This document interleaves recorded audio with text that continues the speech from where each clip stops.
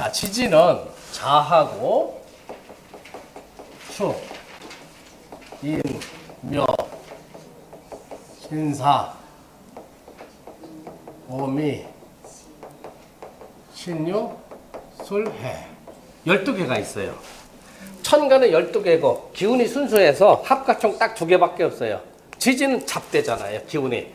나무도 살고 사람도 살고 동물도 살고 온갖 잡다한 게 전부 땅에서 살고 있죠. 그래서 지지는 굉장히 복잡해져요. 또 기운도 또 이렇게 순수하지는 못하고 탁해. 그래서 천청지탁이다.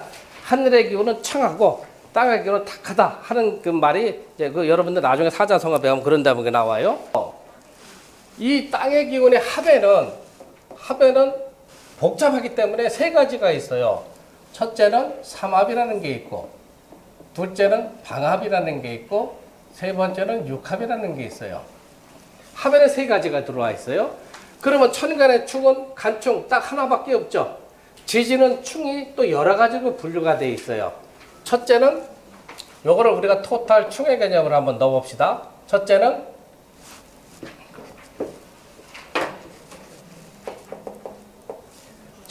형살이라는 게 있어요. 형살. 두 번째는 글자 그대로 충살. 세 번째는 파살. 네 번째는 해살. 다섯 번째는 원진살. 복잡하죠? 있고, 지지의 충은 뭐 토탈에서 충인데 정확한 충의 개념은 아니에요. 형살이라는 게 있고, 그 다음에 충살이라는 게 있고, 파살이라는 게 있고, 해살이라는 게 있고, 원지살이라는 게 있어요. 그 책에 보면 굉장히 복잡하죠. 그렇죠? 자, 우선은 삼합이라는 개념은 어떻게 여러분들이 외우느냐, 이렇게 외워보세요. 시계를 하나씩 그려놓으세요.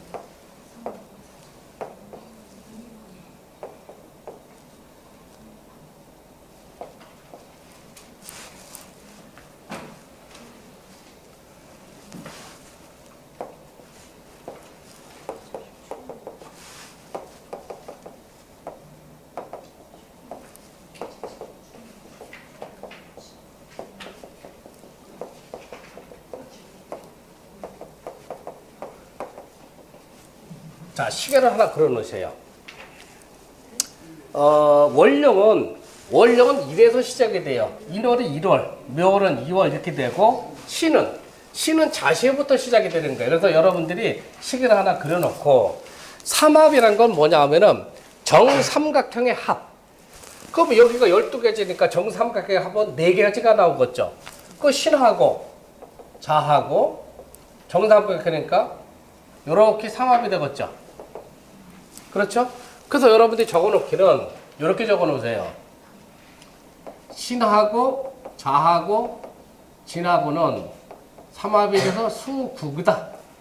요 국자는 부피가 커졌다는 얘기예요. 여러분들 부서에 가보면 과장이 있고 그 다음에 부장이 있죠. 과장이 10명 거느리고 있으면 부장은 20명, 30명을 거느리고 있죠. 그래서 국이라는 표현을 쓰는 거예요. 이제 부피가 커졌어. 신금하고 자수하고 진토를 하나씩 해볼 적에는 부피가 작은데 요거를 붙여놓을 적에는 부피가 커진다는 얘기예요. 그래서 삼합이 돼서 수국이다. 그 다음에 요걸 빼드렸어요. 사하고 유하고 축은 요거는 삼합이 돼서 금의 국이다. 수가 목을 생각하니까 해하고 묘하고 미토는 삼합의 목국이다. 목이 화를 생각하죠. 그래서 인하고 오하고 술토는 삼합의 화국이다. 자, 그럼 가만히 보세요. 사화하고 유금하고 축토는 삼합 금국을 띈다. 금의 성질을 띈다. 가운데 유가 금이죠. 그래서 금의 성질을 띠는 거예요. 신자지는 수국인데 가운데 자수가 수죠. 그래서 수국을 띠는 거고, 해묘면은 삼합 목국인데 가운데 묘가 목이죠. 목국을 띄는 거고, 그 다음에 인호수는 삼합 화국인데 가운데 오가 화죠. 그래서 화국을 띄는 거예요. 그러면은 이렇게 생각을 해보세요. 여러분들 지장간표를 찾아보세요. 지장간. 사해하고 그 다음에 유금하고 그 다음에 축토가 있어요. 사해는 지장간에 뭐 경금, 병화가 들어와 있죠. 지장간, 그 나중에 다 설명드릴 거예요. 그 다음에 유에는 경금하고 신금이 들어와 있죠. 축에는 계수하고 신금하고 기토가 들어와 있죠. 자, 요거는 여러분들 나중에 다 배우실 거예요. 요거는 여기, 예, 요거는 중기, 요거는 정기. 삼합이 되는 개념은 중기에 해당되는 성질을 띈다 이거예요. 자, 지장간을 보면은 사화에는 무토가 있고 경금이 있고 병화가 있고, 유금에는 경금하고 가운데 중기는 없고 신금이 있고, 축토에는 계수하고 신금하고 기토가 있죠. 그러면 세 개가 공통으로 들어간 게 뭐예요? 자, 여기 경금이 들어가 있고 경신금이 들어가 있고 여기 신금이 들어가 있죠. 여기 세 개가 공통으로 들어가 있죠. 그래서 사유적 합금이라는 거는 사는 화로 배웠고 축은 토로 배웠지만은 지장간 그 중에서도 중기에 해당되는 성질이 오행이 금의 성질을 띠고 있죠. 그래서 삼합국으로 나타내는 그런 오행은 중기, 지장간 중에서 중기에 해당되는 성질을 표현했다. 그렇게 표현해서 옛날 고서를 읽어보면은 그러니까 여러분들도 그렇게 아시라는 얘기예요. 그럼 마찬가지로 이제 해묘미를 봅시다. 해는 무토,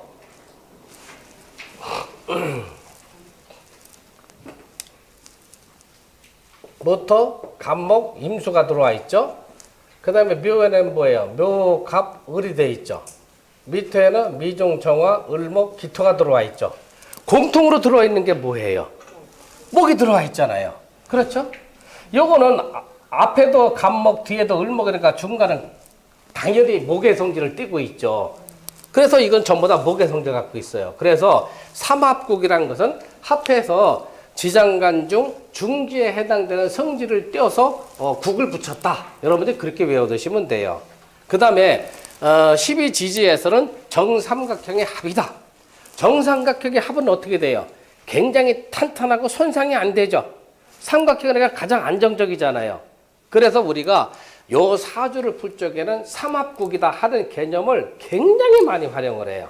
사주뿐만이 아니고 여러분들이 앞으로 배울 게 있으면 배우시는 이제 뭐 김원동갑이나 유김이나 하락유수나 뭐 자매도서 이런 거는 전부 다 이 삼합의 개념을 굉장히 많이 활용을 해요. 그러니까 요런 이치다 하는 거 여러분들이 꼭 알아두세요. 그러니까 삼각형이니까 신자지는 합수다. 그 다음에 사유축은 합금이다. 이렇게 외워두세요. 금생수, 수생모, 목생화니까 사유축 합금이다. 신자지는 합수이다. 해묘미 합목이다. 인호술 합하다. 이렇게 외워두시면 외우기가 편할 거예요. 자, 그 다음에 방합이라는 것은 요거는 방의 방자죠. 방의 방자는 뭐냐 하면은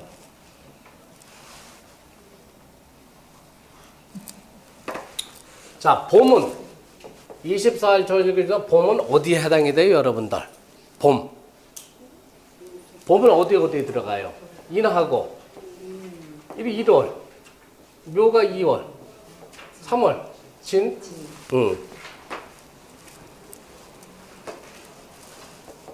진이 3월이죠. 그럼 여름 어떻게 들어가요? 여름은 4월, 5월, 유토 6월. 그러니까 인하고 묘하고 진 봄이죠. 사하고 오하고 미 여름이죠. 신여수 이렇게 가을이죠. 해자축 겨울이죠. 방합이라는 것은 계절의 합이다. 그걸 여러분 꼭 기억해 주세요. 삼합이라는 것은 정삼각형의 합이고 방합이라는 것은 계절의 합이다. 봄의 계절은 인묘진이 있고 여름의 계절은 사오미가 있고 가을의 계절은 신여술이 있고 겨울의 계절은 해자축이 있죠. 계절의 합이다 하는 걸 꼭 기억해 두세요. 그러면은 삼합국하고 방합국하고 국이라 하면 부패가 커지고 강해진 건데 그 힘의 세계를 논하면 어떤 게 더 강할까요? 삼합국이 돼서 잘 보세요. 해하고 묘하고 미토는 세 개가 합해가지고 삼합이 돼서 목국으로 바뀌어 들어가죠. 근데 인묘진 방합은 인하고 묘하고 진하고 해서 방합의 목국으로 바뀌죠. 그러면 해묘미도 그 삼합이 돼서 목국이고 인묘진은 방합에서 목국인데 굳이 힘의 세계를 논한다면 어떤 게 더 힘이 강하다고 판단이 들어가요? 오단에? 네? 뭐가 힘이 강할까? 삼합이라 그랬지 지금? 예? 방합이 힘이 강한 거예요. 자, 이렇게 보시면 돼요.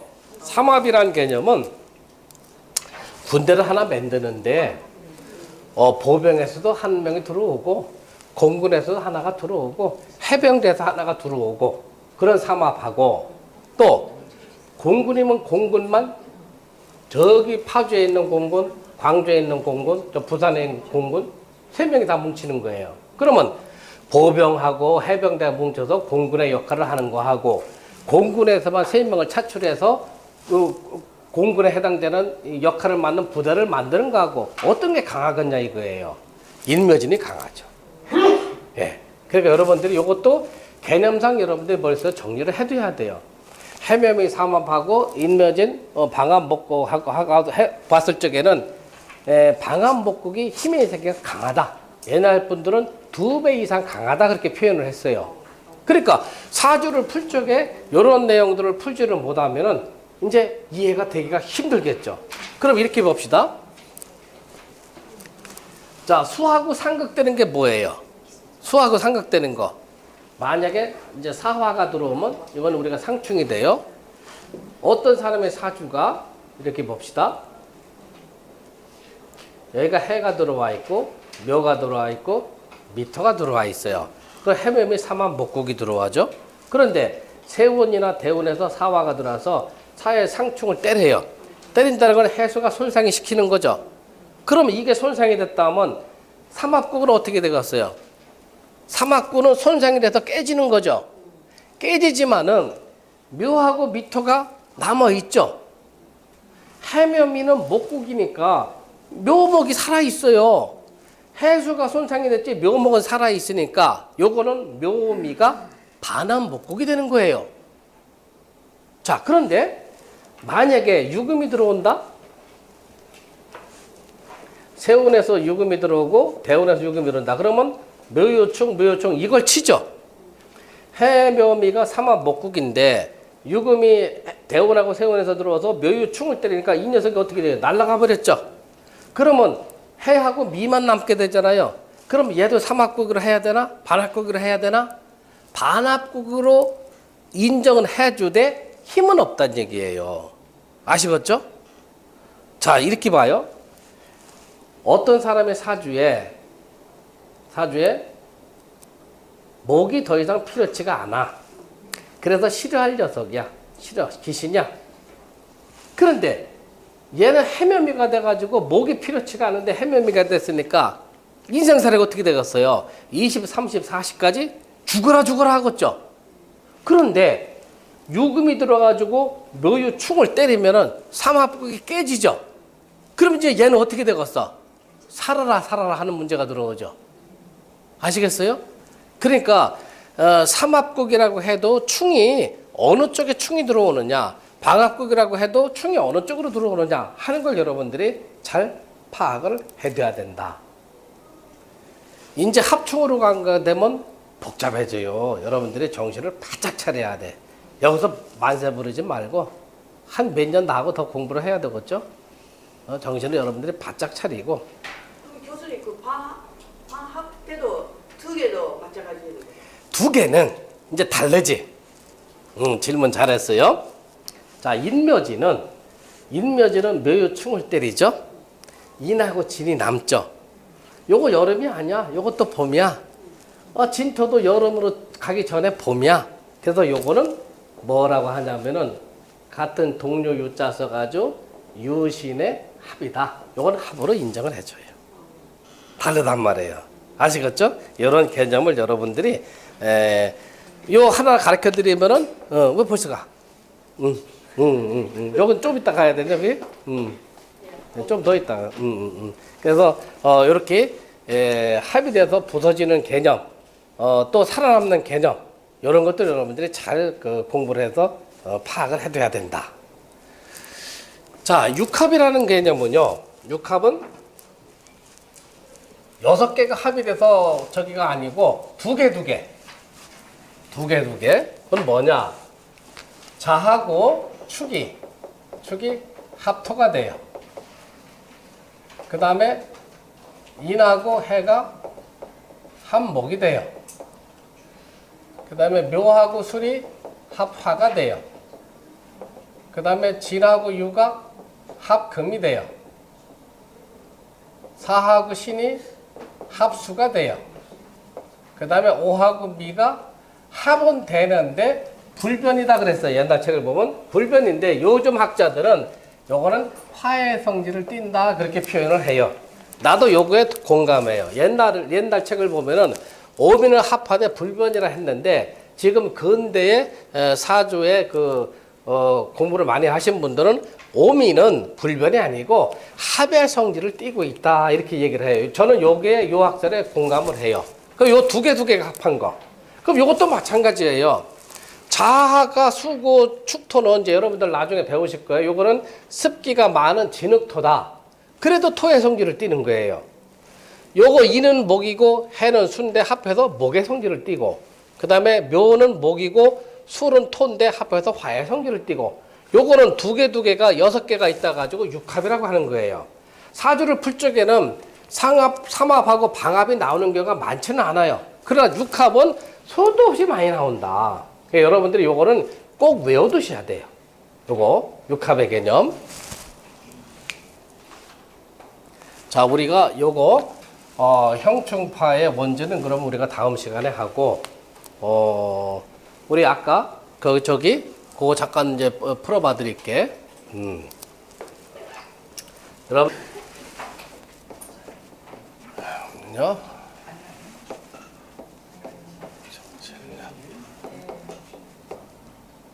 11월 7일 3시 58분은 미시.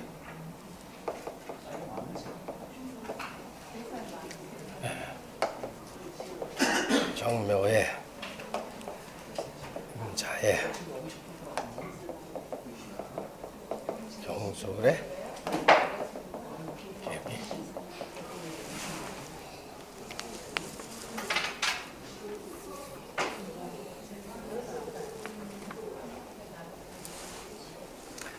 자, 우선은요 이렇게 보세요. 여기 우리 여기 보세요. 여기 연이죠, 연. 월, 일, 시. 여기도 요거는 연, 월, 일, 시 이렇게 들었잖아요. 월하고 월지하고 월지. 월지하고 월지가 합이 들어오느냐 아니면 상극관계가 들어오느냐를 먼저 봐줘야 돼요. 그러면은 신하고 자 아까 봤을 적에 신자진 아까 뭐라고 그랬어요? 신하고 자하고 진 삼합이 돼서 수의 국이 된다고 그랬죠. 신자는 반합, 자진도 반합, 신진도 반합. 그러면은 여자 사주는 자수고 남자 사주는 신금이니까 신자가 어떻게 됐어요? 반합이 들어왔죠. 그거는 일단 둘이 사귀면서 결혼한다는 거는 합격점이다 이렇게 봐주는 거예요. 쉽게 푼다면은. 자, 두 번째로는 옛날에는 왜 월하고 비교를 했냐면은 대가족이잖아요. 대가족이니까 나하고 내 처의 문제보다는 가족 간의 문제가 중요하잖아요. 그래서 월하고 월의 합을 제일 먼저 봐줬고, 이제 요즘은 어떻게 돼요? 세대가 또 변했어요. 이제 일하고 비교를 해줘야죠. 그럼 일하고 일을 비교해 주니까 술은 뭐예요? 술은 토고, 해수는 뭐예요? 수가 되죠. 토에서 수를 극하고 들어가죠. 그러면 이거는 합격점이 어떻게 돼요? 합격이 안 되죠. 세 번째로는 일간하고 일간을 비교해줘요. 일간하고 일간. 그러면 금생수가 되죠. 경금하고 계수가 금생수가 되죠. 그러면 월에다가 비중을 많이 둬야 돼요. 월에다가 비중을 30%를 주고 요거 20% 비중 두고 요거 20%를 두고 여러분들이 이해하기 쉽게 그렇게 나눠보는 거예요. 30%, 20%, 요거 20%. 그럼 요거는 합격이고 요거는 X고 요거 합격이다. 그러면 50%는 되죠. 그래서 쥐들이 결혼을 하겠다고 하면은 시켜도 괜찮겠다 하는 문제가 들어오죠. 자, 그 다음에 우리가 형충파의 원전을 우리가 못 배웠는데 나는 그래도 한번 결혼까지는 한번 재고를 해봐야 되겠다 하는 게 왜 그러냐 하면은 요거는 뭐 아들 나쁘다 하면 또 속상해서 잠 못 잘 테니까 요건 나중에 이렇게 하고 요 여자애는 자하고 묘가 여기 형살이 들어왔어요. 술하고 미는 형하고 파살이 들어왔어요. 자하고 미는 원진이 들어와 있어요. 그러면은 지지가 기둥이 하나, 둘, 셋, 네 개인데 기둥 세 개가 전부 다 형파를 맞아가지고 부러졌죠.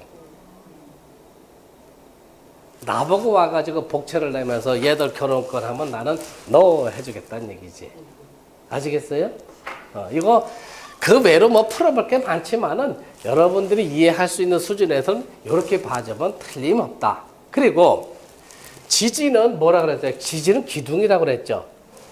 기둥이 충을 맞는다는 기둥이 부러져 나가는 거예요. 그래서 여러분들이 공부해보면 지지가 연지, 월지, 일지, 시지가 상호, 월하고 일, 연하고 월, 월하고 시가 서로 형충이 많을 적에는 그 사람 사주가 좋지가 못해요.